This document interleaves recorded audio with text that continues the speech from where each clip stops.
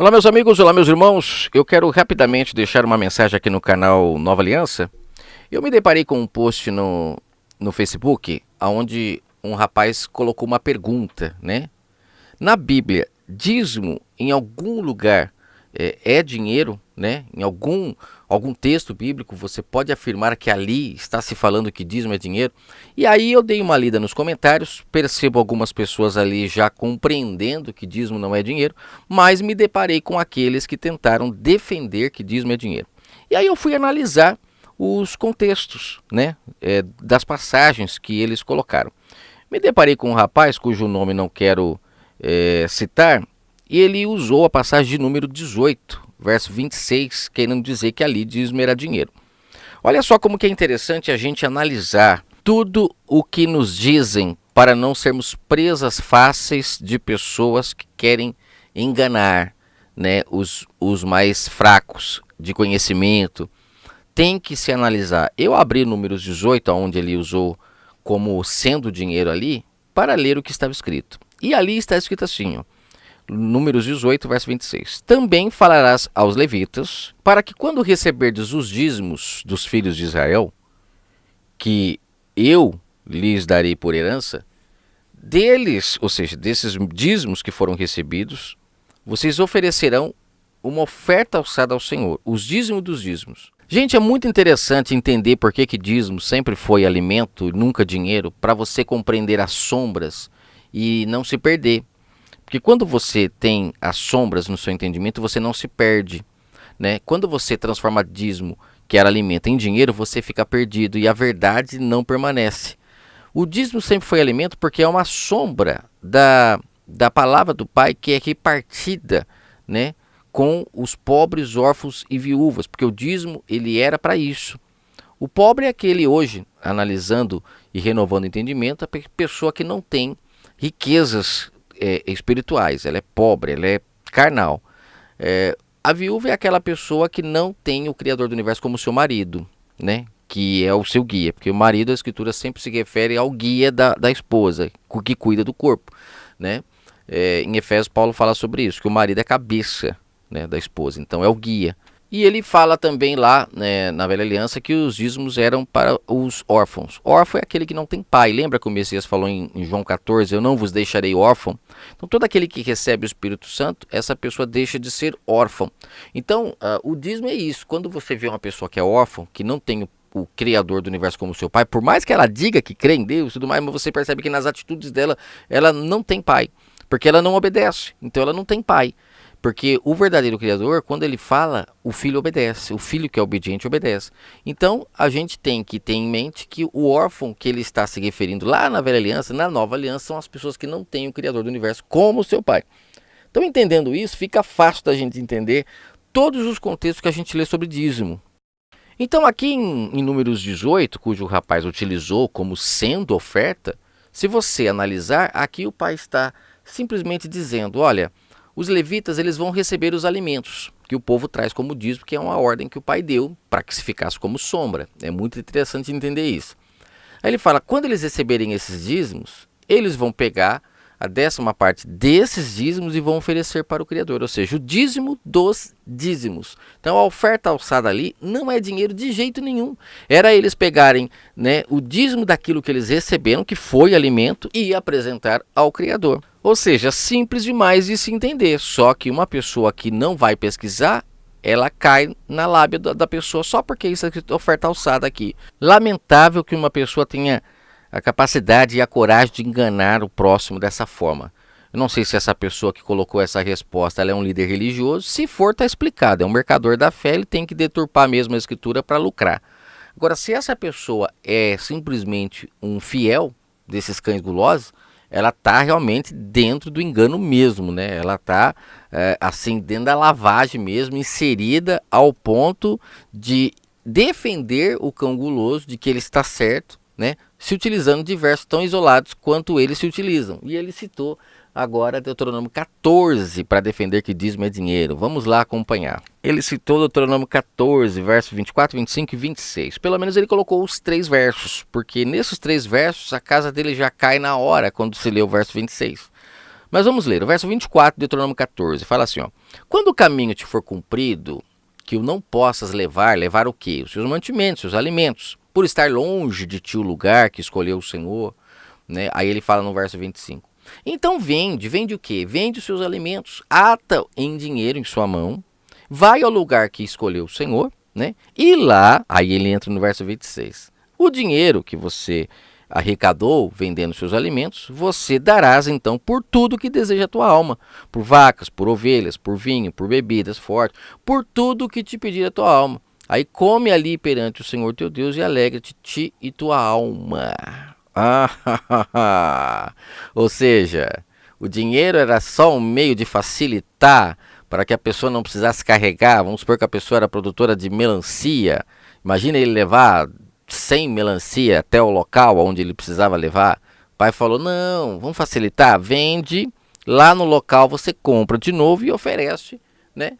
Oferece os alimentos. Nunca foi dinheiro. É inadmissível que a pessoa utilize, né, uma passagem dessa para defender que dízimo é dinheiro.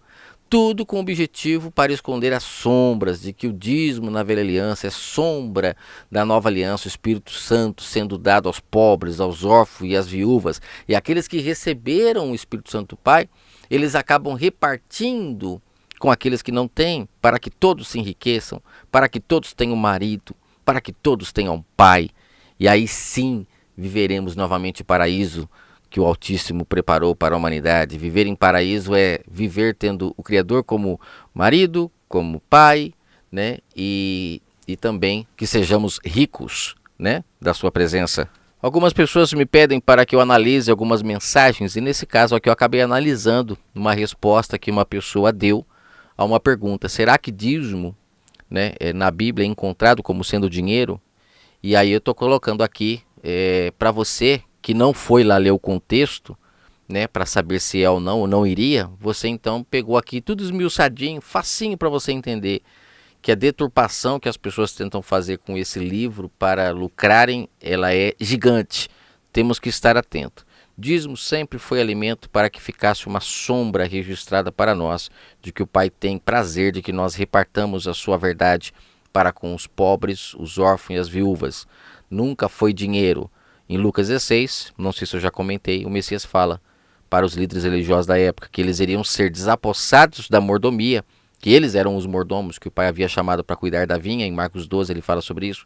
E ali o Messias está dando uma carta de divórcio para eles, porque aqueles homens também eram chamados de a noiva do pai, foram chamados para cuidar da noiva. Então ali o Messias estava dando uma carta de divórcio. Inclusive no mesmo contexto ele fala que em caso de adultério o noivo pode se separar de sua noiva. Você vê que é no mesmo contexto que ele está desapossando os mordomos. Ele usa vários exemplos para dizer a mesma coisa. Separar de sua noiva, desapossar os mordomos é a mesma coisa. Eu não quero mais vocês cuidando da vinha do pai, porque vocês misturaram mamon com as coisas do Criador.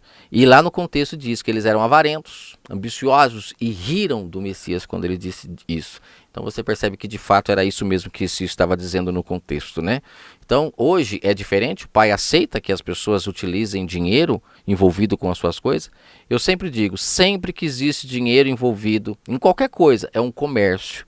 Não é a verdade. Todo comércio, ele não tem a verdade. Vai em uma loja comprar alguma coisa e você vai ver que o vendedor nunca vai ser 100% sincero com você. Por quê? Porque ele está vendendo, ele precisa vender. Ele sempre vai inventar alguma coisinha do produto a mais, que às vezes o produto não tem. Ele sempre vai dizer que ele tem um desse e que você pode comprar tranquilo, mas o objetivo é sempre vender. E assim são todos aqueles que comercializam a palavra do Pai. Sempre aumenta um pouquinho aqui, puxa um pouquinho ali, para se encaixar dentro do que as pessoas precisam ouvir, né? E aí se cumpre o que Paulo falou, que muitas pessoas levantariam homens que falassem o que elas quisessem ouvir e não o que de fato precisam ouvir. E é isso que nós temos visto. Por isso tantos tempos, a pessoa não aceita o que um está falando, vai para o outro, vai para o outro, vai para o outro. Ela tenta se encaixar a sua carnalidade naquele amante que satisfaz, né, os seus desejos.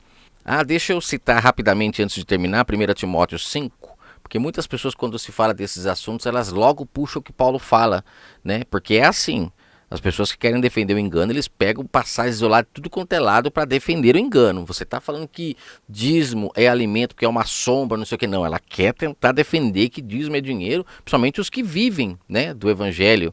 né, financeiramente, né? Então aí essas pessoas elas têm que defender que tá certo, onde já se viu, né? Só que deixa eu falar o que Paulo falou em 1 Timóteo 5, quando ele fala que o obreiro é digno do seu salário, se você ler o contexto, você percebe que a palavra salário, ela não se encaixa no contexto. Porque ali Paulo está falando do animal que trabalha e come enquanto está arando, e ao mesmo tempo ele fala, se eu estou vos dando alimento espiritual, seria muito receber de vós alimento físico. Então você vê que ele fala de alimento. E isso condiz com o que o Messias fala em Mateus 10. O Messias é o primeiro que cita essa frase, que o obreiro é digno, mas no caso lá em Mateus 10 ele não fala salário. Acho que esqueceram de colocar salário lá, porque lá o Messias falou alimento. Lá ainda ele cita que todo aquele que quer fazer a obra, o que de graça ele recebeu, de graça ele dá. Então os discípulos receberam a verdade do Pai de graça, então teriam que ir e repartir de graça também. O problema é que hoje tem muita gente que não está recebendo a verdade do Pai diretamente pelo Espírito Santo. Estão recebendo de curso, teologia, de escolas dominicais. Não recebem do Pai. Então acabam tendo que cobrar para repor o que gastaram. Mas de acordo com as Escrituras, isso é inadmissível. Eu já citei Lucas 16. Você misturar dinheiro com as coisas do Pai, você nunca vai falar a verdade. Você se torna um mercador.